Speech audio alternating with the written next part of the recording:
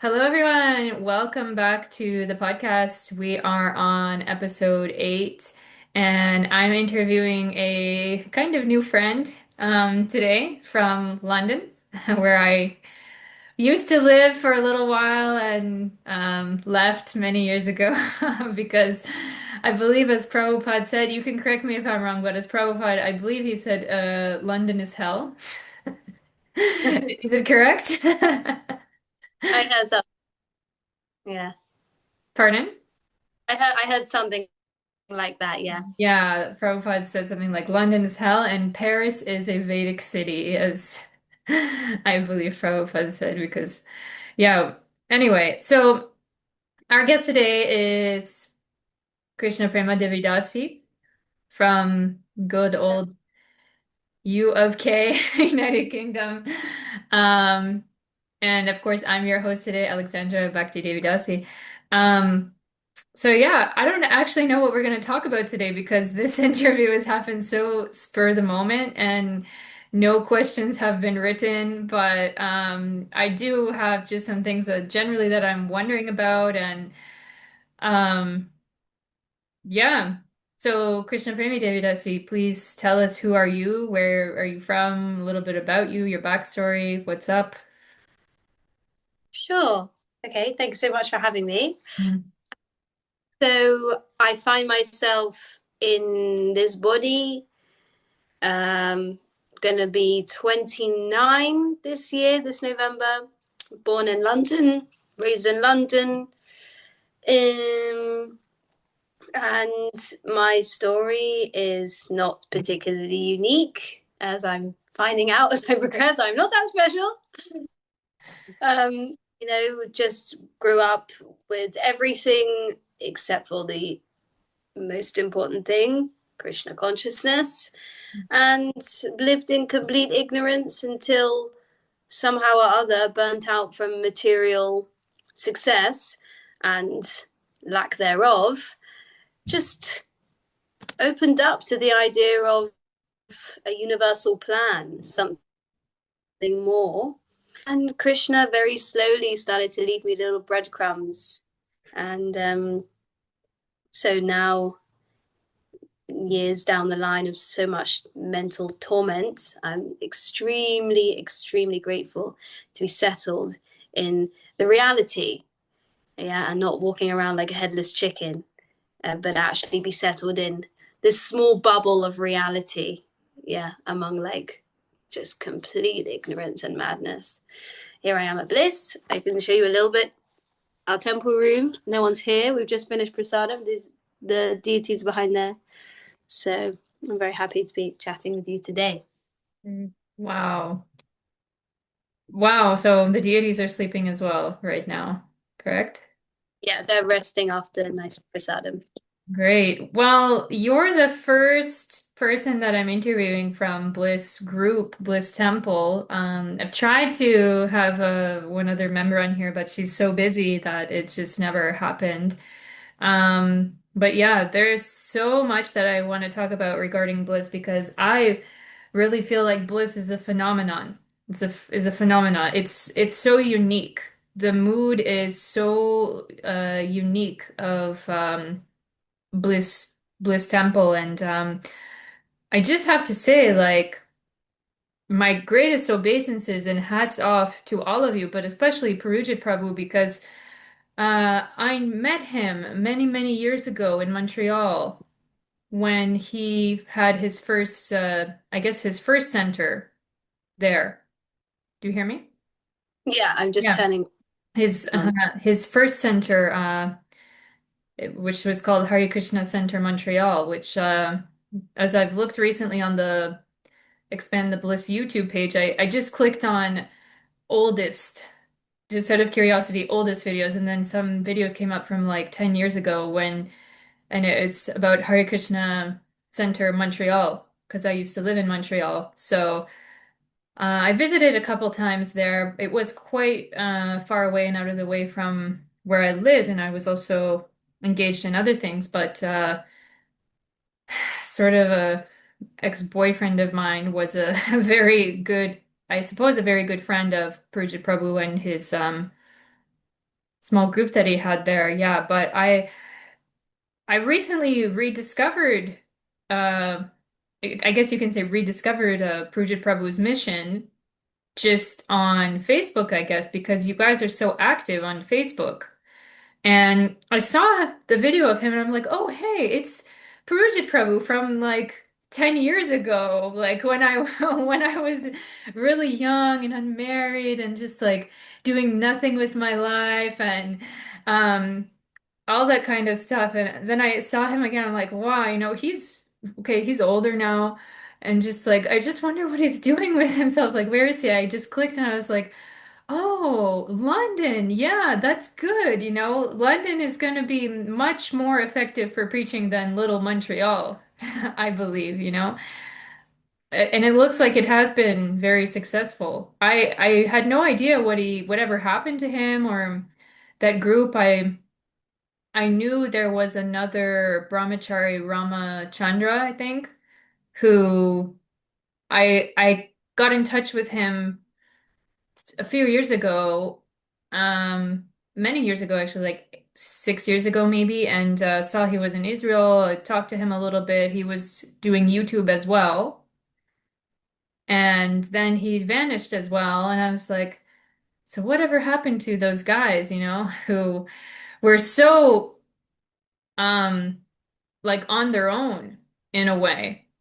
And I just really see the example of Purujit Prabhu, like, wow, Krishna will reciprocate to you, you know, even if you feel like for a period of time, like, I'm totally alone. I don't know what I'm doing, or Krishna, I don't know what I can do for you, or even Prabhupada, I don't know what I can do for you.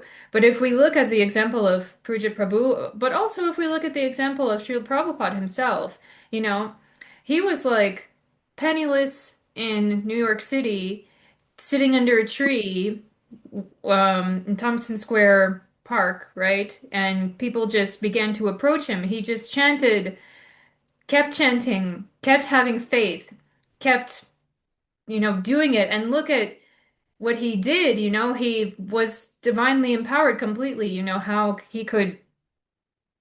how people could see and feel his potency. And Prabhupada, Even if you look at any video of Prabhupada or um if you really get into his mood and feel him, you see, wow, this was a guru. This was a guru or teacher unlike any other who had ego, no ego, and no not doing anything tricky.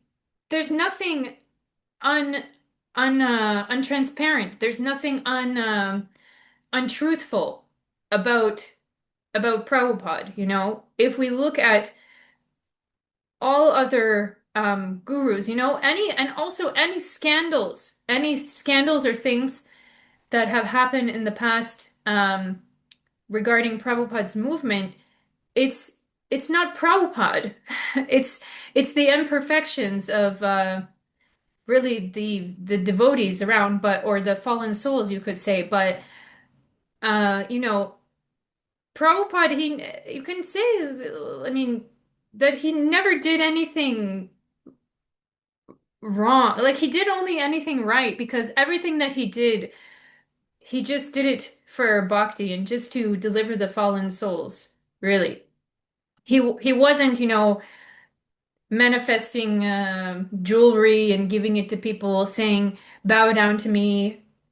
I don't believe he ever said anything like this, you have to bow down to me or etc. All that he was doing anytime he taught anyone that you have to, do a pranam, do a bow, it's for your own purification, really. And so if you compare to any other teacher or master or guru, it's like Prabhupada is just like he's just pure. He's just there and he's still here. I just have a picture of Prabhupada here behind the camera, so I'm looking at it, yeah, and talking to him, really feeling his energy coming through. But Yeah, I just remember myself many, many years ago. It would be now 12 years ago when I was a brand new devotee, just watching some videos of Prabhupada and just crying and saying, Prabhupada, why couldn't I be with you in that time, in that period? And years have gone by and such, and you kind of forget that mood, you forget that mood of like really, I don't know. I don't know what it is. You forget that mood of really being close to Prabhupada. At least I did, doing all sorts of different things and yeah, trying to keep my Krishna consciousness going, but getting pulled into different directions and people around you, they want to engage you in their stuff and um getting into family life, it's like, okay, now you have someone in your life who is pulling you to do their stuff, to do their seva and everything. And so it's like you can really get away from the higher taste in a way, you know? But recently, when I start watching again Bliss live stream, I start to feel again that strong potency of Prabhupada.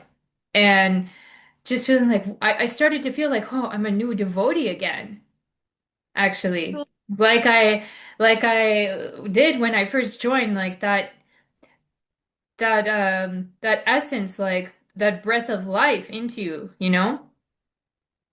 And so that's why I got so motivated recently to do the translation of the Bliss magazine into Ukrainian language.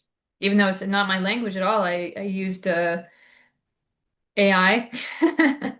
I use ChatGPT, but thankfully I do have people around who can proofread it and correct it. Yeah. But can you just tell us, okay, so let's talk about you. So can you tell us a little bit about, now you went a little bit into detail, but not much about your upbringing. Which part of London are you from? Is it the West End? And no, just kidding. Because I used to live in Notting Hill myself. So where are you from in London? I was brought up in North London, Okay. West London, suburb, basic, Hmm. very, very, uh, how to say, sheltered, pampered. I wasn't lacking for anything Hmm. material or any love or anything like that. So, you know how there are, like, if you fail at devotional service, not Hmm. fail, if you don't complete the course, if you don't reach perfection, then you're born into a family of transcendentalists or of wealthy people. So yeah, I was born into a family, not even like super financially wealthy, but as I said, I wasn't lacking anything. There Hmm. was love and support that really allowed me to later on, instead of being in that survive mentality, because that was taken care of, Hmm. because I always thought there's always going to be money, I'm always going to have what I need. So I was Hmm. able to kind of trust more because I trusted in my birth mother and father. I was able to trust more in like the earth as the mother. That was where I went to next, and then God as the father eventually. Hmm. Yeah, so my upbringing. I see. Interesting. Thanks, So, mom. what's that? I say thanks, mom and dad. Thanks, Mom and Dad. Yeah. Um, so when you were younger, I suppose so you didn't grow up with any kind of religion or spirituality, anything around you. Well, now that I know that religion means to love God, to know God and to love God, I would say that no, I wasn't brought up with any religion. I Mm. was brought up culture of Judaism, and Ah. the culture is celebrating some festivals, reading some pastimes of like Mm-hmm. their version of their acharyas, Mm. and the food is like Jewish food culture, Mm-hmm. but so it's weird because even recently at a Jewish festival that that my dad hosted, we're reading this prayer book, Mm-hmm. and it's glorification of God. They call Hashem, Mm-hmm. and it was glorious. Like I sent it to the BLISS London group, and it was a prayer, that may I improve this towards you. So the Mm-hmm. message was always there, but for some reason or another, probably because it was I was brought up in Reformed Judaism, where the word is that it's been reformed to be more palatable. Mm. Whereas I imagine that the Orthodox, they're kind of studying the scripture a bit more rather than making it palatable according to time, place, and circumstance. Mm. Um, so yeah, I was brought up in that kind of environment, and there was no question asking. It was like I went to Sunday school, Saturday school. I had a bar mitzvah. I learnt a little how to read Hebrew. God was nowhere to be found. You would just speak of God as like this idea, but there was no logic around it. There was no questioning. It's just like someone telling you that this is a guitar. There's a guitar right there. Like, this is a guitar, Mm. and that's what it is. And because you're young, you just say, okay, that's a guitar. You don't Mm. ask, like, do does it come in different colors? Does it have any different names? Are there different types? No, it's just, it's absolutely bizarre when you think about it, that Mm. you just put into this culture, and you're like basically brainwashed to accept it, and no one asks any questions. Like, if we're here supposedly religious means it's got something to do with God. So like, why are we not actually inquiring about God? We're just kind of talking about him as if he doesn't actually exist. Mm. We're just like doing some worship and reading from the scripture, but where is the prayer? Where is the connection? And I remember that I really liked at synagogue at some points the collective song, Mm. and which I've gone there. Now I'm here. I do it every day, but it's more direct. Mm-hmm. Mm, but basically, instead of religion, what it is, it's like a social club. Mm. It's a social thing. Mm. It's mundane philanthropy, and it makes people feel like they're kind of like holding on to something. Mm. And like my dad, he I'm pretty sure he still has me as a member of the synagogue, even though I never go. But it makes him feel better, because having a relationship with God makes people feel better, because when all else fails, they know they can like cling on to, okay, I've done something. I went to church that one time, Mm.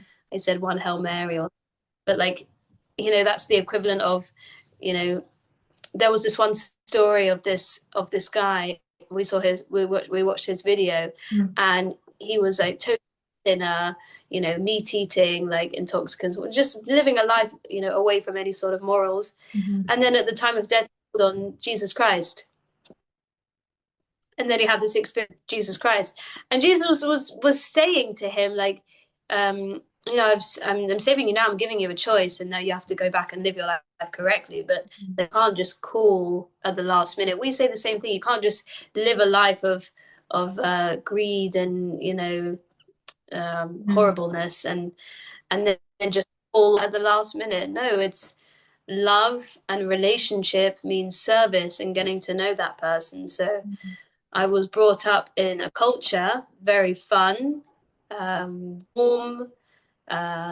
culture if you're inside it, but it's with this overarching, like the Jews, not the Reformed Jews, but the Jews believe that they're chosen people, Mm. and so that's just sectarian. I just can't get behind that, and none of my family agree with that. Like, no one believes that any one group of people can be the chosen people, Mm. because ultimately we are on a soul level. Mm.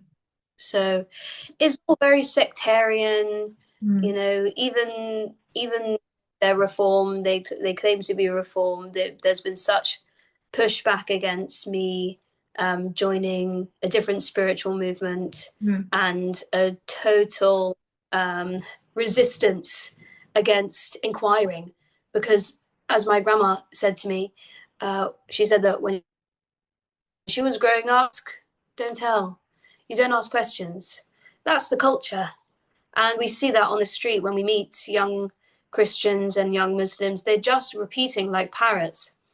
They're just repeating what they've learned, what they've read from the scripture. No one actually questions, like, is there any other way, or like the logic behind this? You know, the idea that someone could believe that eating meat and partaking in slaughter is in any way holy, like that's madness. That's just illogical. But we're just brainwashed. And so these modern religions, they go very nicely with the kind of materialistic and atheistic mood of society. And so this like so-called religion and modern society, they go hand in hand. So going back to what you said about Puja Prabhu being, you know, 1 in a million, and bliss being like, you know, totally unique. You're right. It is, you know, we're practicing real religion, and that doesn't look like what people think it does, like old men in beards, you know, studying the scriptures. It's, I mean, look at us, young and fun, and we do such fun things. And religion means to love God, and that's the most joyful thing you can possibly do. But unfortunately, people are sold to this idea of religion being boring and materialistic life being fun. Meanwhile, everyone, like, no one's having a good time. They're just working their butts off and then spending their free time drinking and eating, and you know, thinking that they're having fun. It's temporary pleasure, trying to look for the source of all pleasure. And when we give them Krishna, because they're mutas, they're asses, they just cannot imagine that God is real, because no one's ever told them about God. And that's the same for me. I was told about God, maybe, but there was no potency there. There was no potency. That's why people, you know, like the most impressive thing that I've heard to come out of my group of like Judaism, like people that I know, is a cousin's friend who left her actually because he wanted to take it more seriously. And I was like, wow, okay, like, wow, that's really impressive. Actually, that's a young person like taking sannyas or like going for brahmacharya. That's a young person who is inquiring. Mhm. And no one else saw it that way. Everyone's, oh, that's terrible. That's so close-minded. But actually, this young man, like, okay, might be misguided, whatever. He's probably meat eating, but he's, you know, inquiring is the human form of life. And like, Jai. Mm. Yeah, for sure. So if I can just speak about my background a little bit. So I'm not Jewish. No, my family, so my mother, they're very strong evangelicals. In the evangelical Christian church, and in America and Canada, I don't know about in the UK, because I never went to a church in the UK, but in America, they call it just that we're Christian, and all other groups are not Christian, because they're not following Jesus, as they say, because they say, oh, you know, the Catholics, they believe in saints and all these other things, and those things are bad, those things are incorrect. You shouldn't have an image of God. You shouldn't worship any form of God. Um, you shouldn't even have a symbol of a cross there because it's like an idol, like a false uh, deity. So they really believe in like certain parts of the Bible, like all types of deification are wrong, are bad. You shouldn't have any symbols. You shouldn't have like the Catholics have Jesus hanging on the cross, you know, around, and they say all those things are bad and wrong. And um, I always just felt like I had so growing up, we would go in the church, and it's kind of similar to you, I think, like with the Jewish community. Like it was a really big and strong community of people in our town. Like our church had in the youth group alone, like minimum 500 um like youth under 18. And on Christmas, maybe around 3,000 people altogether in the church, or 4,000. And just there's such a pressure in such a big community where it's like growing up in that community. So I don't come from a big city like London. Growing up in that community, we didn't know about any other kind of religion. We didn't even know much about Jewish or Muslims. Um, we didn't. also know too much about Catholics, really. Just that they're bad, and that they're not really Christians. That's what we were always taught, and that, sorry, I can't hear you. Could you say something? I just said that's terrible. Oh, yeah. Well, no, it's also because there's not a lot of, or at least at the time, there wasn't a lot of diversity there among people because it's not a big city. It wasn't a big city. Um, it's just like a philosophy. Also, it's these kind of cultural things. Maybe you have it in your community as well. Like, when adults are speaking, children don't speak, and Yeah. a lot of like hierarchy among adults and younger people, and we always had it drilled into us, respect thy mother and thy father. I don't know if you have this kind of thing in your upbringing, but like this kind of biblical thing, respect thy mother and thy father. Um, a lot of totalitarian kind of stuff as it felt like. And me growing up, I was always a bit more artistic. I went through different periods of believing and not believing. And as I got older, coming toward the end of secondary school, high school, I really got into it. I had this kind of awakening, like spiritual awakening, and I felt like, actually, I do really believe in the things that are taught there in the Bible. And so I was like really doing soul searching, soul seeking, and then I ended up kind of getting this, I don't know, psychic message or something like that I should go away for my university. So I went away to the big city across the country. If you know Canada at all, it's quite a big country. So it's really big, it's a really big country. Um, I'm from the East Coast, but I went all the way to the West Coast for my university. So I was totally on my own. And then I started to have a big existential crisis. And I was like, I'm not finding myself fitting in with Christianity, with the people, because I actually decided to turn vegan or vegetarian. And the Christian people that I met, even in my small town and then in the big city of Vancouver, they would always tell me, like, why are you vegetarian? Why are you a vegan? This is wrong. This is not right. This is against the Bible. Um, and I would always say, because I did have a few Christian vegetarian friends, and there is an online presence for that, but in real life, you don't find many Christian people who are really like vegetarian or vegan because there's such a stigma around it. And it's so looked down upon. So, uh, you know, I would have a hard time feeling like I could even connect to such people because my feeling and understanding around being vegetarian was that like I felt so much better in my body, so much better just in general. Like the first day that I didn't eat meat or even dairy in my life, I just looked in the mirror and I could like feel myself becoming clear or clean. I felt like my eyes were like losing this dirt on them or something like that. And like in Protestantism, in evangelical church, like people don't do anything like fasting or fasting for Lent or anything like that. There's no Hail Marys, there's no chanting on beads, there's no like anything that kind of Catholics do or even like other religions, religious practices do. Like there's no real practice that they do. So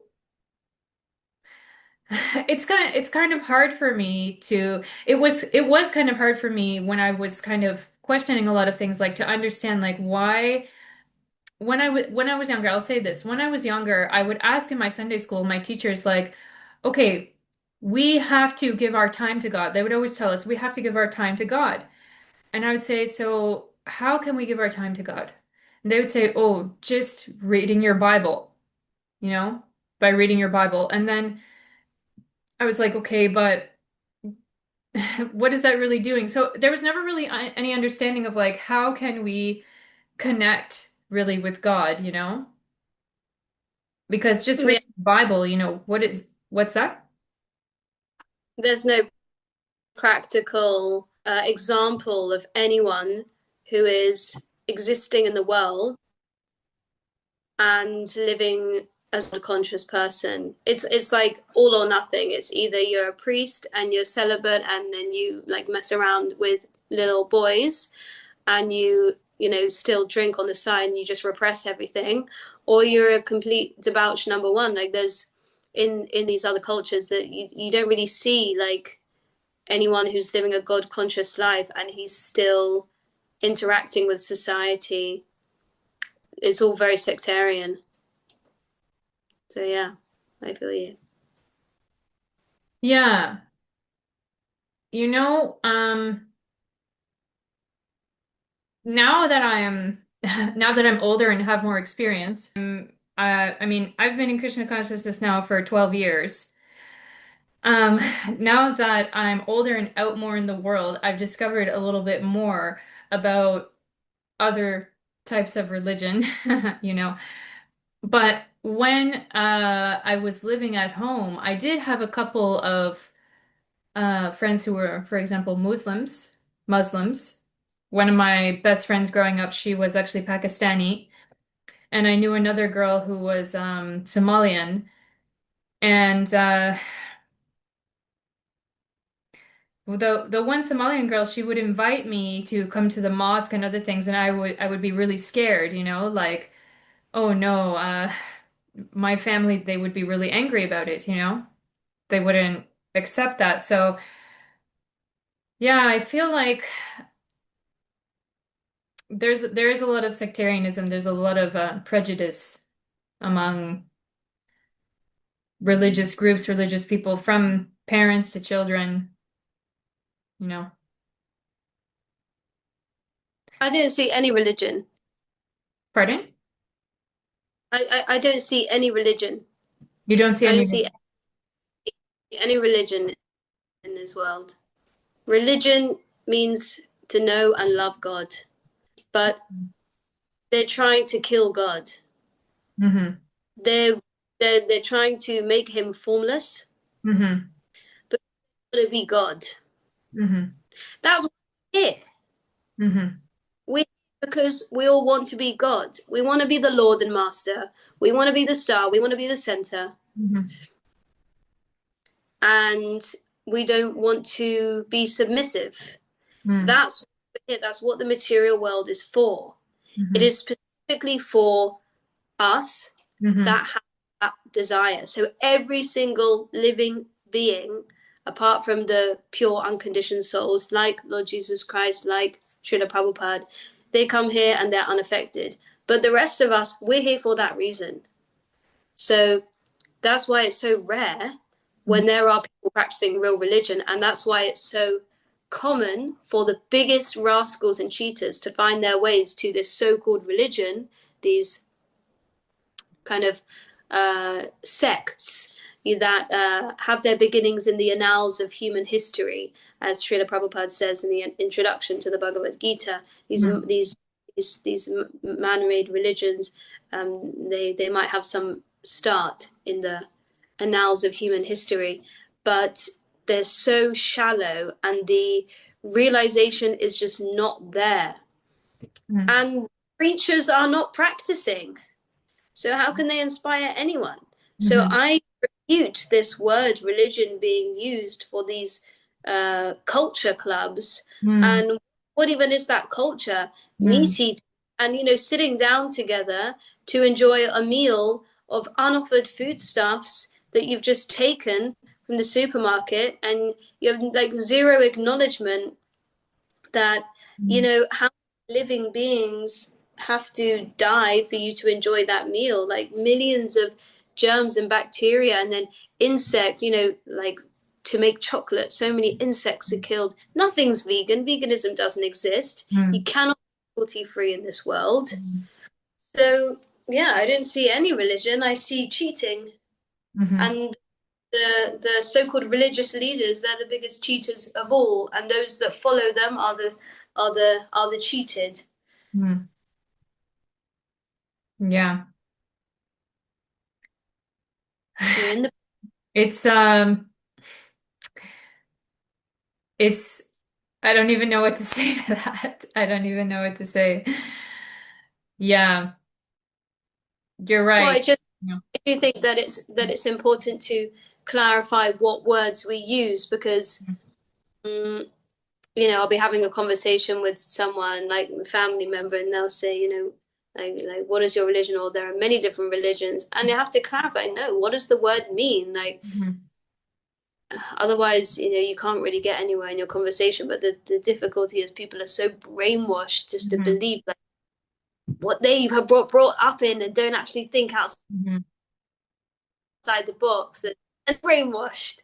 But you don't join something like the Hare Krishna movement to become brainwashed. You come to become free from the brainwash that you were brought up with, whatever that might be. Mhm. And you're invited to think, actually use your brain and think, maybe what I was brought up with is not entirely logical. Mhm. Oh, maybe he doesn't like it when I eat his creation. Like, wow, maybe I should do some sacrifice. These things are logical, but we're not. We're just. I just always find that so mad because it's crazy because when you chant Hare Krishna, you purify, right? You Mhm. purify, you purify. Like when you get in the shower and all the dirt comes off, and then you interact with non-devotional people, and you see that, oh my gosh, they're the ones who's brainwashed. I was totally brainwashed.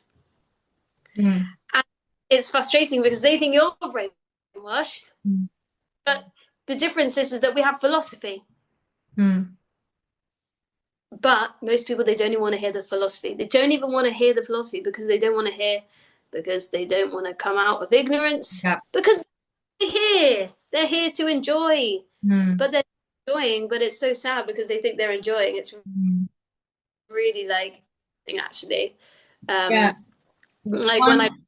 Yeah. out Mhm. Go ahead. Yeah.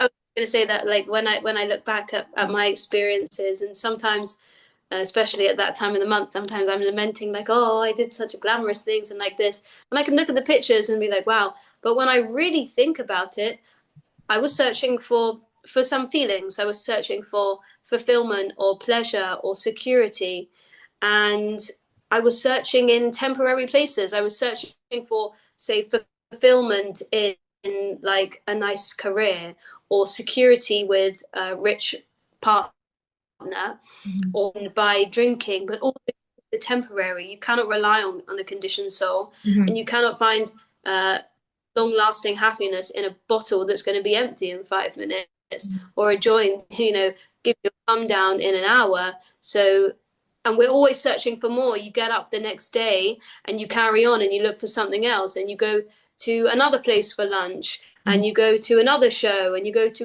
a holiday, and you make new friends, and you buy the new season at the Mhm. shop. And it's always like a constant searching for something new to satisfy the senses, but they're never satisfied. So I count myself extremely lucky that due to whatever pious activity myself now here able to realize that those things I was like everything that I'm saying now, some realization that it's not what I want. So trying then going in more of the spiritual field and like, okay, well, maybe the happiness is within because it's obviously not coming from outside. Mhm. And yeah, krishna krishna means God. Krishna means all attractive Mhm. and the reservoir of all pleasure. Reservoir means like where all the pleasure is, he is, because he's God. Mhm. So everything that we are searching for, Mhm. all the security, all the love, all the fame, all the fortune, all the passion, all the excitement, all the drama, all the distress, everything that we're yearning for is in fullness in him. Mhm. So doesn't it make sense just to go to the source? Yeah. This is like basic. I mean, come on. Yeah. Yeah. I was, We're really, what's that? I said, we're really low class. The humans on Earth were generally very, very dull headed. Hmm. Like, wake up! Completely, completely. Like it's so rare to find someone who is like awake, you know, a little bit awake. When I used to live in London, I used to have a group of friends and devotee friends who would do book distribution, and they would go out and they would say that the consciousness of people is really like low, you know, especially you can say young people who there's like no interest or even will or wanting to understand, wanting to understand. And they would say, you know, the most conscious, like the basically they were mentioning something about vegans who vegans were like materially trying to be the most conscious that they've met because at least they're trying to do something which is like peaceful on a material level. But even still, they were saying that the consciousness of people is just really low. Like they're so into their world, you know, their material world, their material life, one desire to the next, one little thing to the next. Um, and I can say myself that yes, even though I have been uh practicing for 12 years, you know, it's been ups and downs. It's been times when I've really gotten, you can say, like sucked into Maya or just like lost my greater consciousness a lot because many years ago when I was like brahmacharini, I was really doing my practice strongly every day, living in ashram environment, living with like senior Prabhupada disciples and etc. But over time, you know, started to think, okay, maybe I should do something, maybe I should develop something in my material life, you know, and then when that thought comes, it's like, okay, what do I have to strive for? And then you kind of, at least in my case, you know, forget your greater Krishna consciousness. You know, things are pulling you away. You can say Maya is pulling you away. Uh, as we hear often, you know, you can be with Krishna or you can be with Maya. Would you agree? Yeah. Actually, it's not that you fall into Maya, it's that you're in Maya and you fall into Krishna. Okay. Like we should study more how a devotee is actually, how a pure devotee is, because then we will realize that we are so in Maya. Yeah. Like we we are completely bound by our senses. Mhm. Because one thing, came up whilst you were speaking is that someone, I can tell, and I know exactly who would watch this, but many people watch this and they'll say, oh, you're saying that us and them and we're perfect and they're wrong and their consciousness is Mhm. bad. No, everyone has, everyone's the same, like on the sun is equal. We are all pure devotees. Mhm. Okay, the self, the soul, that. But then we come here and we forget, so we awaken and we have different levels of consciousness. Just like a tree has a different level of consciousness than a bee Mhm. or a bug or an ape or a human or a demigod, all have different, like their consciousness is revealed more or less depending on where they are in the evolutionary scale of the journey back home, back to Krishna, back to God. Mhm. Um, Someone's doing some good. And so yeah, it like we have to really consider our position, that it's not like yeah, we do not have, I mean, the devotees, like, like Srila Prabhupada, he's always with Krishna, he's always in samadhi.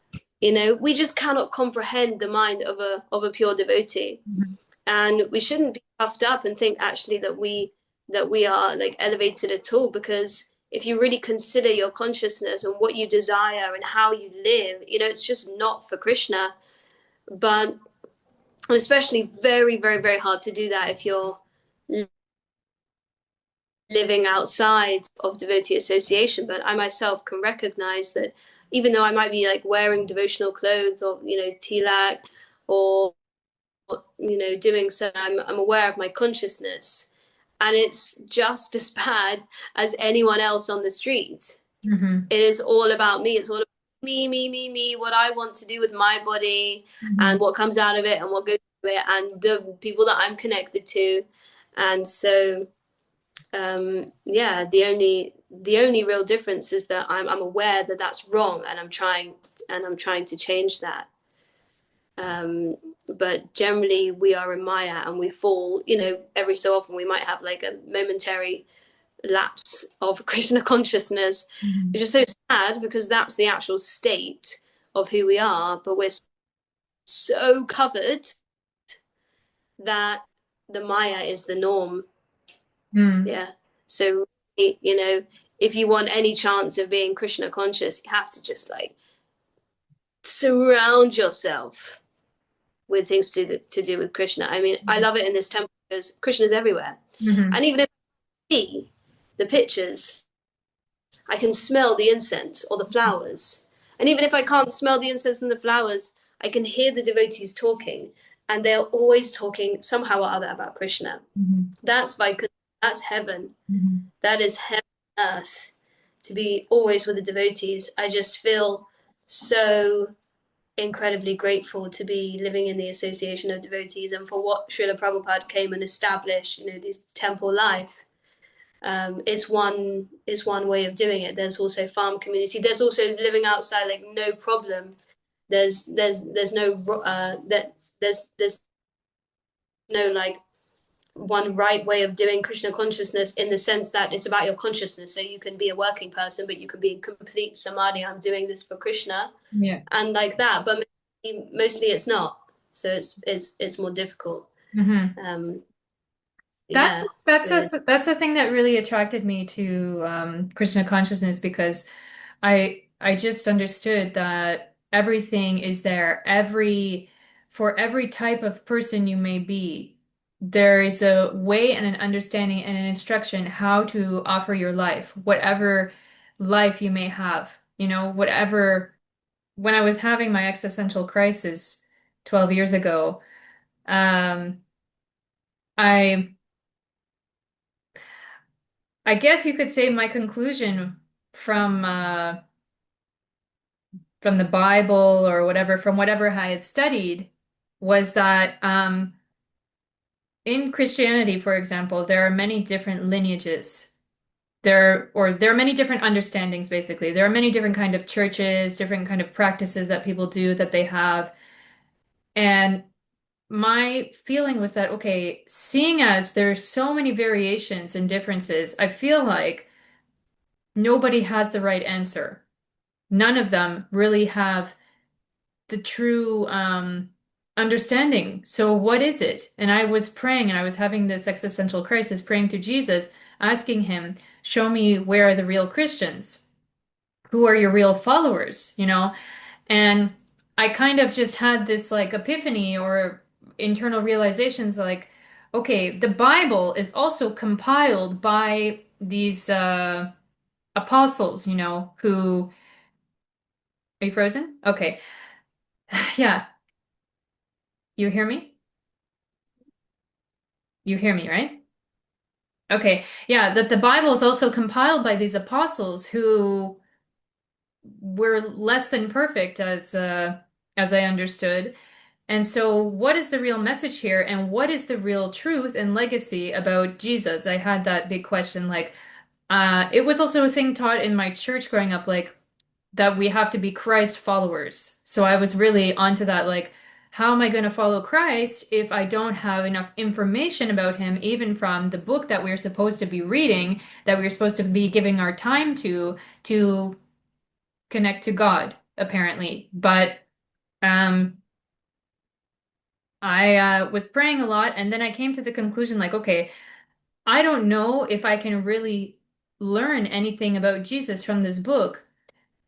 And I just felt like the only way I can really get to God is simply just by throwing up my hands, surrendering, and just chanting the name of God. That's the conclusion I came to. Even I didn't meet the devotees at that time, but right around the time when I was coming to that conclusion, I was like, I feel like I just have to be a homeless beggar, don't want anything in this world, and just chant the name of God. But I was thinking like, I don't even know what the name of God is. I don't even know what the name of God is because people say in the Christian world it's different things. It's Jehovah, it's Yahweh, it's whatever it may be. Then I was thinking, I could chant the name of Jesus, but he never said that he's God. He said he's the Son of God.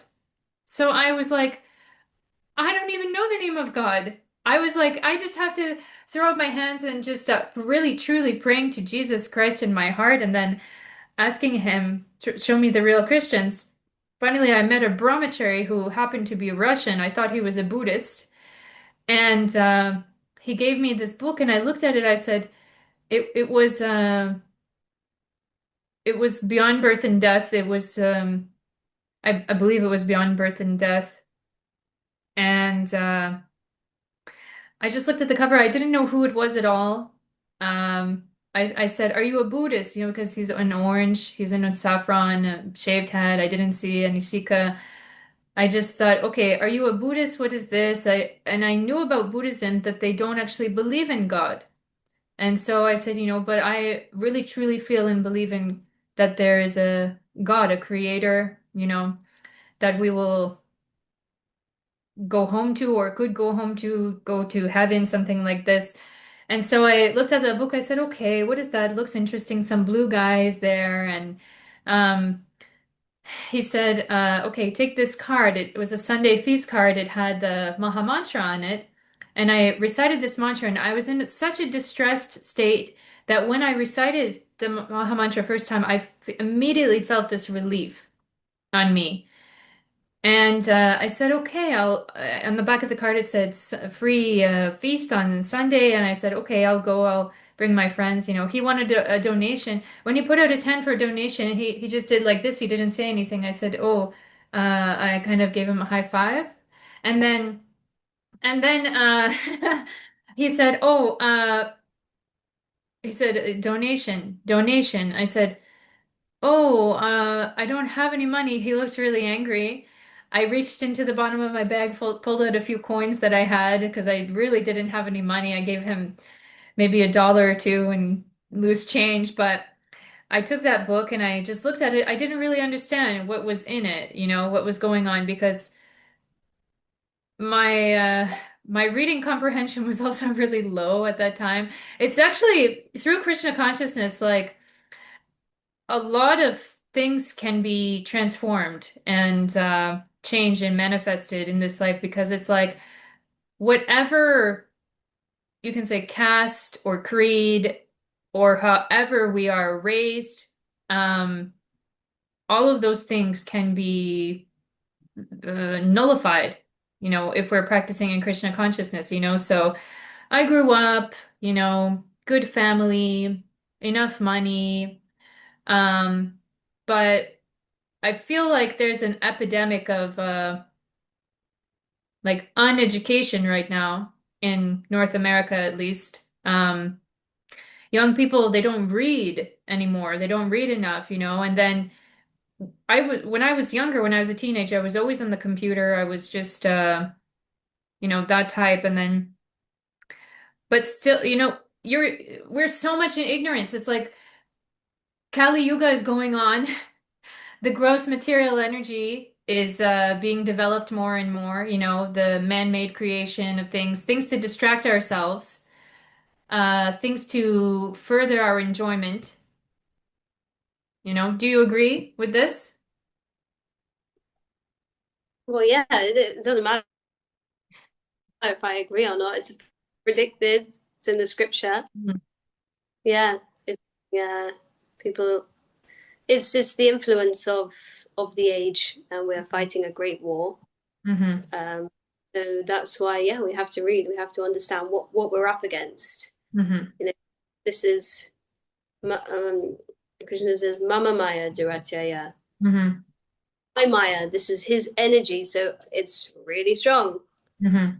really, really strong. We're up against a great fight, and we just have to grab onto Srila Prabhupada's lotus feet and never let go and never stop chanting. Hmm. Yeah, the whole world, if everyone just chanted this Hare Krishna mantra and stay in their positions, you know, everything will be purified. There will be none of this nonsense. Like people are like animals. Like just now, I'm speaking to someone, and just the emotions and the intellect is so uncontrolled that they just cannot see past what is right there. They're just like stuck on the bodily and the mental platform. There's Yeah. no room for any sort of a higher perspective. Like, like Pujit Prabhu was telling me that when his dad died, Mm. was really in a bad way, really. And then he said to her, "You're upset. Like he's gone. He's fine. You're upset because you're not going to be able to enjoy him anymore. Hmm. Like, you're upset because of his body, but he's gone away. He's fine." Something like that. He said it in like a perfect way. I'm just Hmm. paraphrasing. And by some mercy, his potency, she just got it and Hmm. moved on. Right, you're right. I'm upset because of me. Hmm. And he's gone, and that's how it is. So let's move on. And they got on with life. It's So this, incredible this to hear. It's incredible to hear that Pujit Prabhu can tell something to his parents, and they listen. It's just a proof of his potency, I believe, because you know, for if I think about my own family, I'm not sure they would get it if I told them. There's a lot of but because the Krishna consciousness is the truth. It's so true. If I just, feel that if we speak the truth to people, they should be able to get it from their soul level, because their soul can understand what is the truth. No? yeah, the soul knows, but there's also all the other parts that are blocking it. We're up against a huge false ego, Mm-hmm. and we attach, we attach to our feelings, and we attach to thoughts, and we're attached to, what my inner child needs, and this part of me and that part of me. Mm-hmm. Instead of just focusing on what is that me, instead of focusing at the root, Mm-hmm. we just attach to this and this. And yeah, especially women, it's especially harder for women because women are more emotional. Mm-hmm. So Krishna consciousness like that.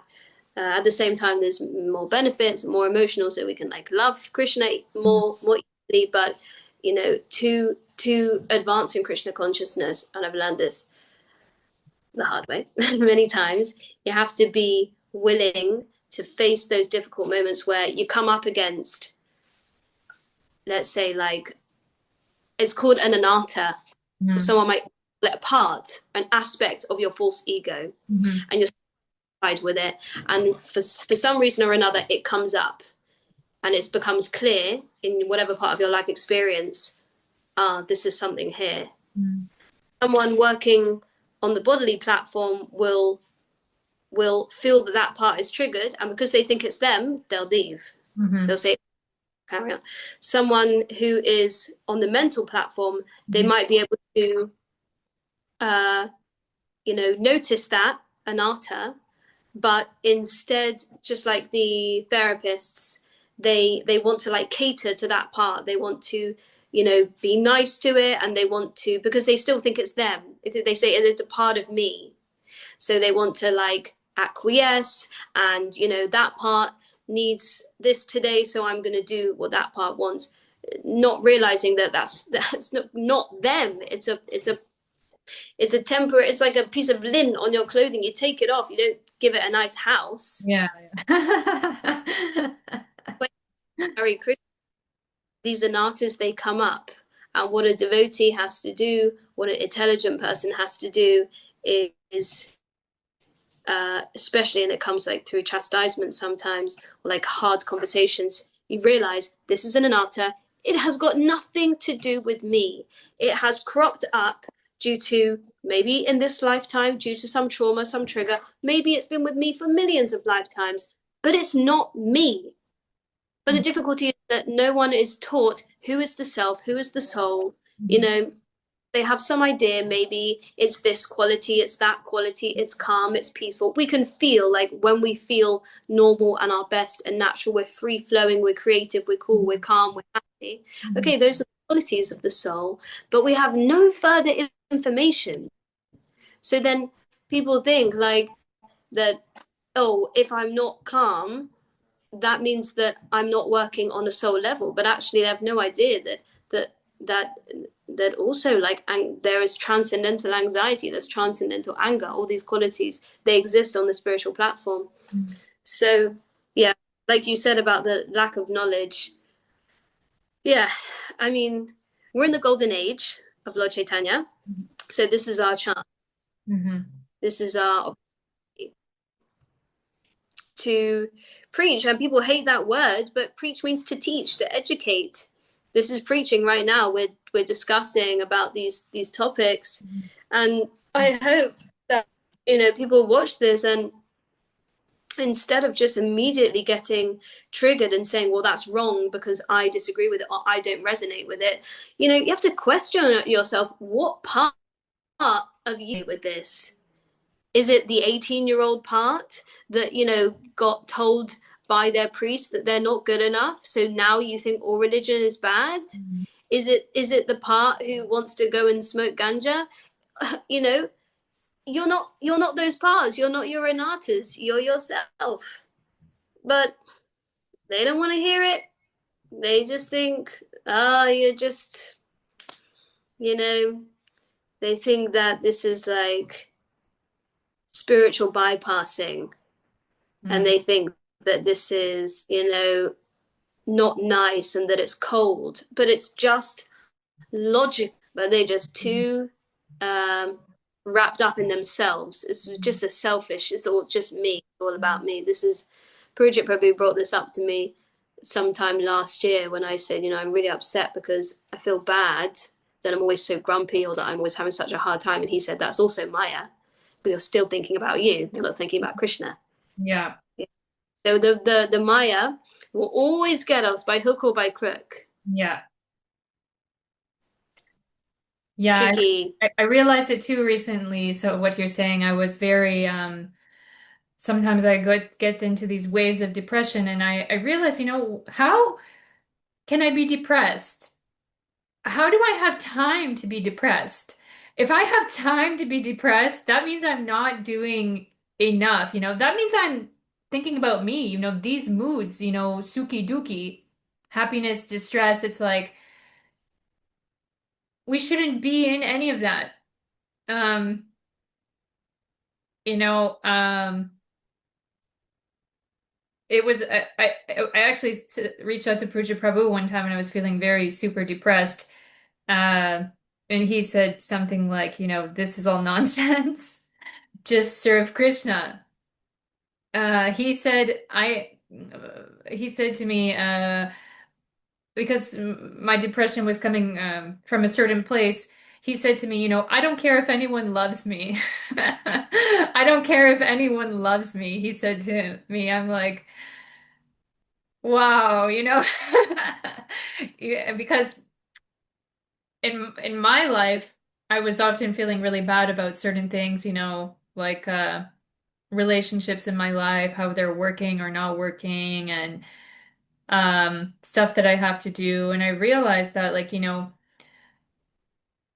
if we look at Bhagavad Gita, Krishna tells Arjuna, to do his duty, whether he wants to or doesn't want to, he has to do his duty as a Kshatriya. And so if I speak about my own case, I have certain things that I have to do. I have certain duties that I have to do, although I may, you know, not not like it, or there are many, many layers to it, you know. But basically, parenthood can be really hard sometimes. Being a mother and being a devotee and dealing with like family life, it can be quite difficult. You know, we're not in a devotional community, we don't live in that, and there are certain things which go on, which, yeah, at times I've felt really stuck, you know? So, anyway, I feel like I'm getting off track here, That's but a walk, yeah, yeah. just like project. You, if you focus on the service, on the seva, Mm. everything everything will make sense. You know, I could just tell when you were saying that thing about how Project Prabhu said, like, there's things there. One, I don't care if anyone loves me. By Mhm. the way, I love you, Project Prabhu. You're my hero. And the second thing was, you know, about the depression. And who has time to be depressed? And he said, just serve Krishna. If I was hearing this 2 years ago, I would think, oh my gosh, like there can't just be one cure for everything. You have to look at it, you have to feel it, you have to acknowledge the depression like this. But now I've actually like heard from this side as well, instead of just judging blindly. And now I've heard from the Krishna side, I can see, yeah, it makes sense that if you focus on God, everything gets better. Hmm. Because God, nothing higher than God. Like, there's nothing that can make me feel more happy than God. Hmm. Like, God, Yeah. oh my God, Exactly. And I was you gonna know? add on I was gonna add on to what you were saying before about how people are like moving from one thing to the next to try to feel happy. Like I realized, you know, recently that like I was also doing that, you know, even though, you know, it's been so many years I'm practicing Krishna consciousness, it's easy to forget. It's easy to forget certain principles and certain things like anyway. Can we talk a little bit Yeah, about stay in the, what's that? I said, don't forget, stay in the association, because you Yeah. never know when you're gonna die and you're gonna leave it all behind. And the only thing you can, you know, like, we just don't want to risk. Not only that, but if you want actual happiness in your life, you have to look at that which is eternal, you know, because everything here is just like a flickering, you know, there's just this flickering of happiness. You might have it for a second and then it's gone in the next second because everything here is temporary, you know? So serving Krishna, it's like serving our eternal position. And really, I mean, we want that goal to go back to Godhead, but say we don't, you know, at least we're putting some more credits in our bank account, isn't it? Yeah, So, uh, I want to talk a little bit. We've been talking for a while now, so I just want to talk a little bit about marriage and marriage life and your unique position living in the temple, and you just got married, right? yeah, Would you tell us a little bit about the story? As I understand, it took you many years or something to agree, or what is the story? Whatever you feel comfortable sharing. yeah, yeah. It wasn't like a quick one and done, as they say. I don't know what that's referring to. I hope it's not gross. But yeah, what happened? We the Prabhu's, okay. It was like, you know, have you read the Krishna? Krishna book? Yeah, have you read it? A long time ago, yeah. Okay, so there's a chapter, and it's about the, like, it's the lusty season according to the Krishna book. So Mm. it was autumn, and there was some like love in the air. Mm. Some Maya was going around to some of the devotees in the temple, and the Prabhus went away. Uh, uh, Purujit Prabhu, Divi, and Maitreya. Can't remember. I think Divi went to see her family for a bit. Maitreya Prabhu and Purujit Prabhu went, I think, to Germany or some Europe trip, and it was just myself, Dhananjaya Prabhu, and Nityananda Prabhu in the temple, and we had Hamsini, who was Haida Mataji at the time, and she quite regularly. And there was this other Bhakta Anton who was coming at the same time for some training. So it was just us really. And then Nityananda got sick, and it was very intimate. So because we were associating more together, what happens when boy and girl get together? They start to like each other, of course. And I liked his personality. I thought it was funny and strong and a hard worker, and just very funny. And we just started to talk more about like we would be as parents and what we would be as partners, and what hypothetically, what would you do in this situation, and what do you think about that? And we were kind of beating around the bush nicely and respectfully, and we would never cross that boundary. We never spoke about it directly, because you don't do that in the devotional world. Like, there's a third party, so that you avoid any confusion or any awkwardness, especially in such close proximity to practicing devotees living together. So, it got to the point where I was like, oh, okay, so I think something's going on here, but I'm not sure. I'm not going to assume, because I don't want to look like a fool. So I just said to Purujit Prabhu when he got back, actually, I think I sent him a message, and I said, just so you know, Prabhu, like, just in case anyone asks, I would be open to marrying a devotee. I'm just like letting you know, so that he knows I'm on the table, because he knows everyone, and someone might come and say, I want a Krishna conscious wife, and then he would matchmake in this way, because he knows everyone in the devotional. And I just put myself out there. And then it seems that the other party, Nityananda Prabhu, he also put himself on the table, and he expressed to Purujit Prabhu that he would said, what do you think about me changing my ashram? Purujit said it would be very good. Yeah, I'm totally for it. And so he said, are you thinking, is there anyone? And Nityananda said, yes, back then, Love. That's my name at the time. And they discussed. Purujit Prabhu told me about it. And I was just absolutely thrilled, because I liked him so much. I was over the moon. I was just I couldn't believe it, that I was going to be engaged. Like, wow. And I said yes.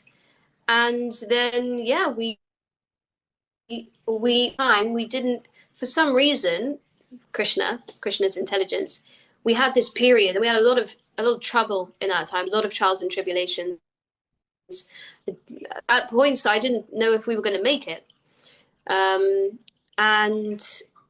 But after going through so much purification together, anarthas coming up, for me especially, like anarthas coming up one after the other and being like battered, and then we've just come to a place now where, well, I mean, we still have our difficulties, but it's not really difficulties. That's what the ashram is for.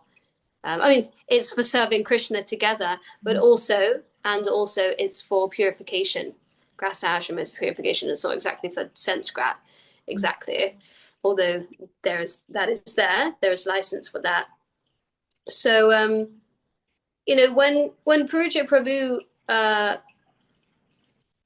offered to initiate me, I said yes, because I wanted to tie myself further to Srila Prabhupada. And when the opportunity came to marry a devotee, I took it because I wanted to tie myself further to Srila Prabhupada. I knew it would become more difficult for me to leave Krishna Conscious. And I was, thinking a little bit into the future, and wanting, in that lucid moment, wanting to like bind myself to something good. And I just absolutely adore our relationship. It is a purifying relationship for sure. And that's what I came here for. Yeah. So I'm really, really, really happy. And just, we have great fun together, and he's very inspiring to me. He left shortly after the wedding to go and the visa stuff so he can be a citizen here in the UK. Mhm. So it's been a kind of a weird un-honeymoon where we've been separated. Um, but yeah, we're committed to Srila Prabhupada. Mhm. We're committed to the bliss. Mhm. We're committed to preaching no matter what, Mhm. and using all our time and energy to share this Krishna consciousness with everyone and anyone, Mhm. and becoming more and more serious. Because people talk a lot about like Hare Krishna, Hare Rama, and I'm a devotee and all that, but actually serious about going back home, back to Godhead.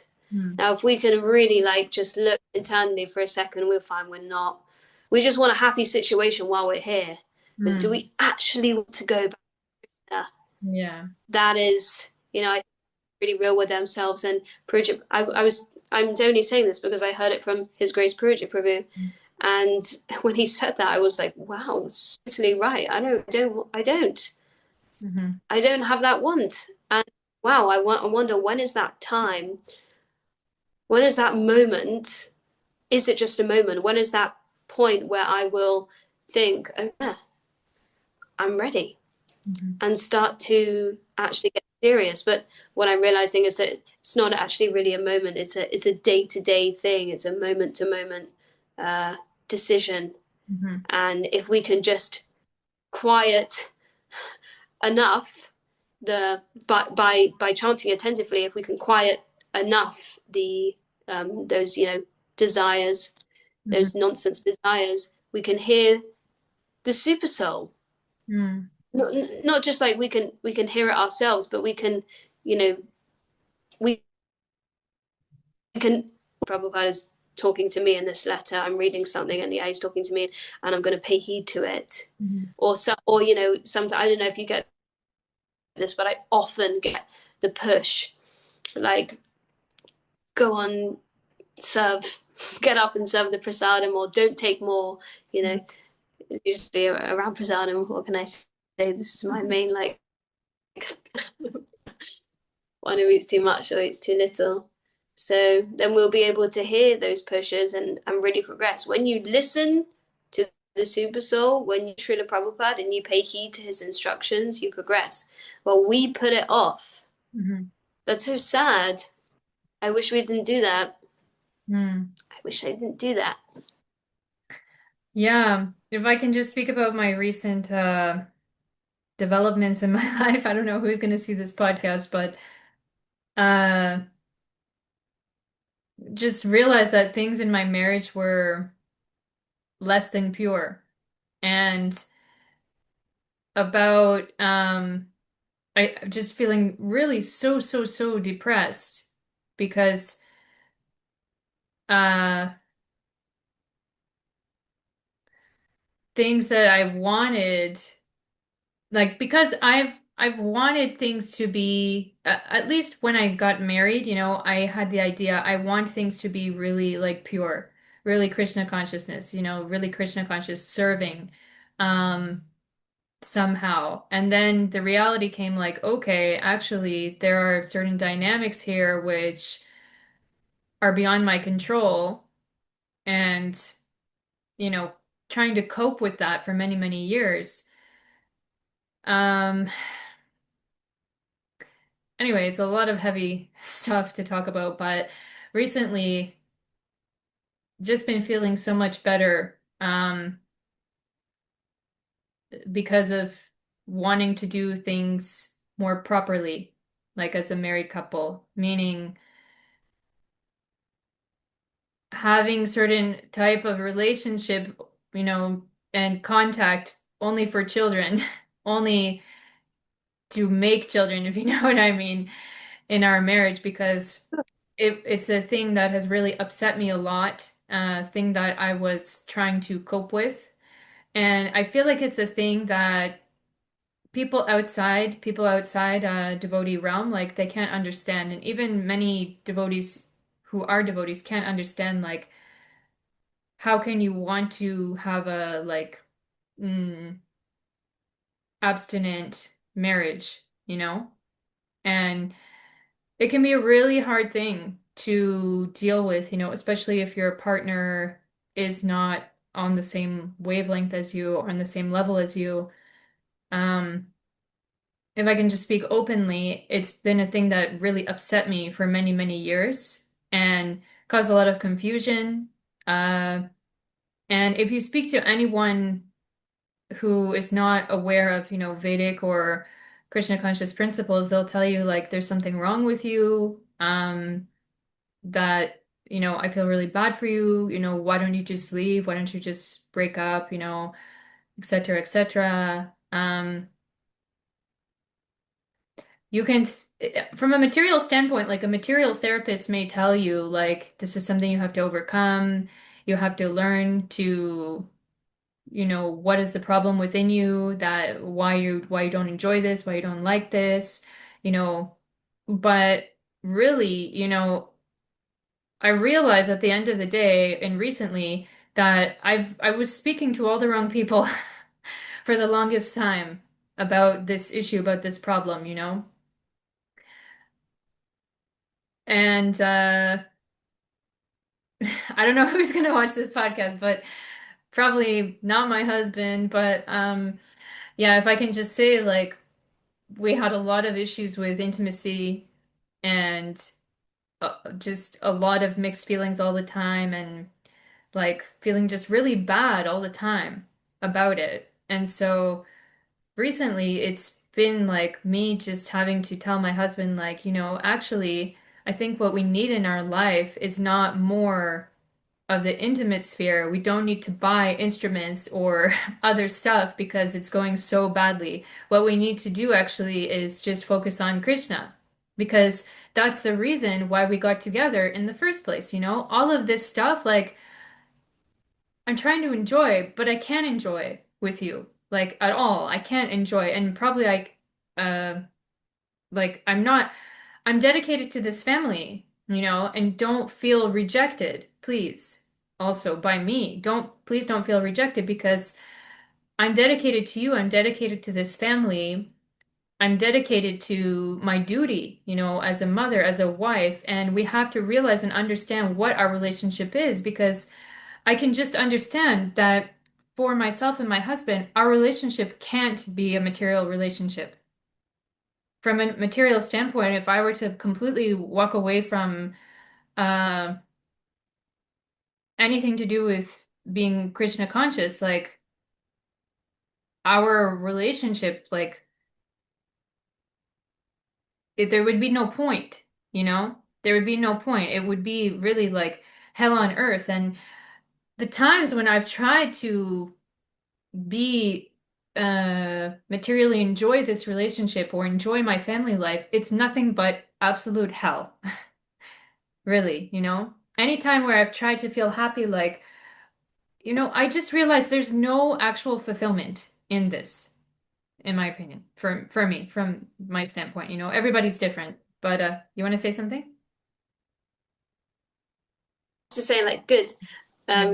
and also just to say that I actually, yeah, in regards to this, I really feel for you, to be the woman that wants less affection, um very awkward,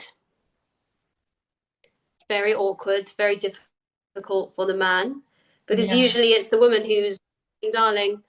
um it's wonderful because it means that you have a want to follow Srila Prabhupada and follow his rules. And the advice that I've received, or that I've heard about this kind of thing, is that you have to show by example, and your purity will make someone else understand. And also, what you're saying is all very logical. And you have to try and grow with your partner. Like, were you both devotees when you got together? Yeah. That's why we Yeah. got So together. Yeah. then you have a really good foundation. And okay, so there might have been some stray off the path and some forgetfulness. That Maya means to forget. So there's been some forgetfulness. How about finding intimacy in more sustainable and fulfilling ways? How about, instead of like physical intimate night, make a gorgeous feast for Krishna. You sit down, and afterwards you read together from the Krishna book. Read Rasa Leela, for goodness sake. Like, what could be better? And you read about Krishna's enjoyment, and you'll find that you love each other more, because you know you chose him because he's a devotee. And you can also say this quite honestly: if I wanted to enjoy, I would have gone with a kami, would have been in France in a holiday with some little cute Varnashankara kids. But no, I did the austerity of marrying a devotee and raising devotee children because I want to be Krishna conscious. Do you still want the same thing? And you find out, okay, how you're doing, um, and how he feels about that. And the advice also that I've heard on this subject: if your husband falls down, all you can do is carry on practicing, and by your association, he will hopefully turn it around.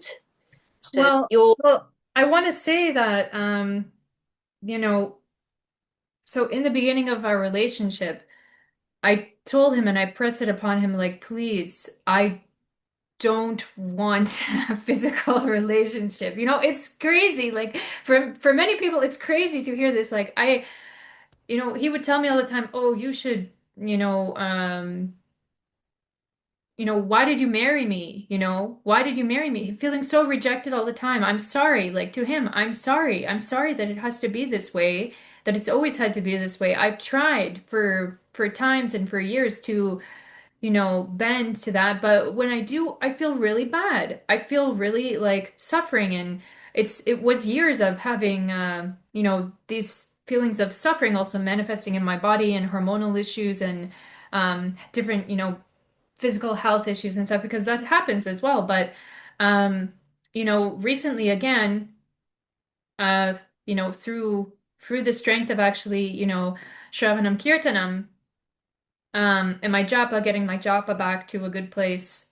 I've told him again, I can't do it with you. I can't do this with you, anymore. I need to not have that, and for him to come and try with me and me to pull away. Yeah, he feels really rejected, and it's been, a few weeks, so I could say, where he was feeling, really rejected, really offended, because I feel like it's a normal material thing to feel that way. I have to understand, it's normal. And I don't know. I just, I feel now that we're not in that kind of illicit relationship, because I feel like it is a illicit relationship. That's how I feel. I mean, anybody can disagree with me. Maybe I should have just stayed brahmachari. I don't know, but. Uh, I feel like that is an illicit relationship unless there's a specific purpose. You want to have a baby, have a child. And so now that I am, putting that boundary there, I'm seeing a certain thing, which is that he is changing somehow. And when we look at, because I was listening to a lot of material psychology and stuff about this issue and topic a lot. And one thing that psychologists or therapists bring up is that a woman will not want to be intimate with her husband if she feels unsafe, or if she feels that certain things are not being fulfilled in the relationship, so that she doesn't want to give that vulnerability to her partner. So, you know, now I'm kind of contemplating, okay, maybe it is some of that. I don't know. But now that we've removed that goal towards sense enjoyment in our relationship, we're able to, make our goal Krishna, going closer to Krishna. And now I see a big difference coming out in him, He's removed himself. He's accepting a little bit more that, because I keep telling him, if he comes to me, he's trying to, make a move on me. I tell him, I don't feel right about this. You need to be more in bhakti. I don't feel your bhakti is what I say to him, sometimes, that I don't feel your bhakti. I don't see you're doing enough. I don't see your chanting. I don't see your hearing that you're listening and you're trying to push yourself, advance yourself in Krishna consciousness. Uh, and any issues that you're having, mental, feeling rejected, you have to be closer to Krishna. You have to feel that because it's real enjoyment. It's real, bliss. It's the real thing. And don't feel like I'm rejecting you, please, because I'm dedicated to our family. I'm dedicated to our children. I'm dedicated to you, to being your wife and standing beside you and being beside you. But now that he is, I think, accepting or realizing that the goals have to be switched and changed, I feel him like he's changing his perspective or goals in all of his life. Now he's talking about organizing some big, huge event, which is unusual for him.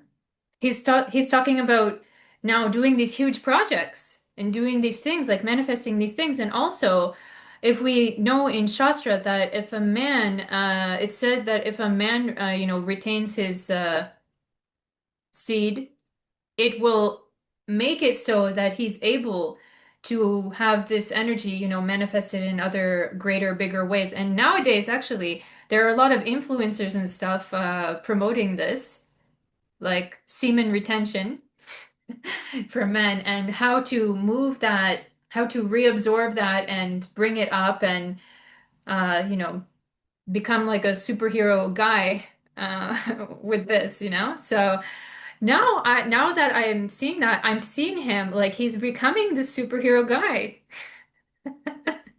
And it's like, wow, I never thought it could be possible to have such a good relationship as we do now, even though in the beginning of putting those boundaries, yeah, it's really difficult and the person may be feeling rejected. But I had to tell him, I'm not trying to reject you. I'm just really driven. I want to do something for Krishna, and I feel like this is putting dirt on our efforts, just like dulling it. We got to clean the windows of the place, yeah, and focus on what is our goal. And yeah, so anyway, um Right. So, so I wasn't expecting that. The way it was going, I thought you were going to like, say it's going terribly, but that's awesome. I'm so happy to hear that for you. And, you know, when you're following Srila Prabhupada and when you're chanting Hare Krishna and you're following the regulative principles, they're guiding everything. mhm. Capital T, they're guiding everything. So nothing in that sense. I asked this to Project Prabhu the other day. Of course, we have willpower, but and we have a choice. But in that sense, nothing ever really goes wrong. Mm. So maybe because it would have been an easier situation for you to be with a devotee who was going to teach you everything and he was going to take care of you. But no, you found yourself in a situation where you have to preach and you have to, stand your ground, and that's difficult for a female because it's not her natural thing. But just see how you've picked yourself up and you've gone to Srila Prabhupada, you've taken shelter to Srila Prabhupada, and just by your example, he's now following your lead, and now he's using that sexual energy and he's transforming that into bhakti. That's what grihasta is for. Otherwise, it's grihamedi, and that's got nothing to do with Krishna. So I'm so to hear that for you, and yeah, that's talk about an empowered Mataji. That's what I'm talking about. Thank you. Thank you. Just out of well, I don't know if you're interested to answer this question at all, but are you a Scorpio? You're close. I do. I actually do have that in my chart. Yeah, I'm quite toxic, but Toxic. yeah, but Oh. actually, I'd love to continue this conversation. Like we can maybe if you want to do part two, but I really have to move Yeah, on. I've got it's been long enough. We gotta go. We gotta finish. But love talking to you. It's just awesome. So I hope to have you back on another time. And it's been really wonderful conversation. So let's say goodbye now to the viewers. Hare Krishna, everyone. Thank you so much for watching today. See you next time and stay Krishna conscious. Bye.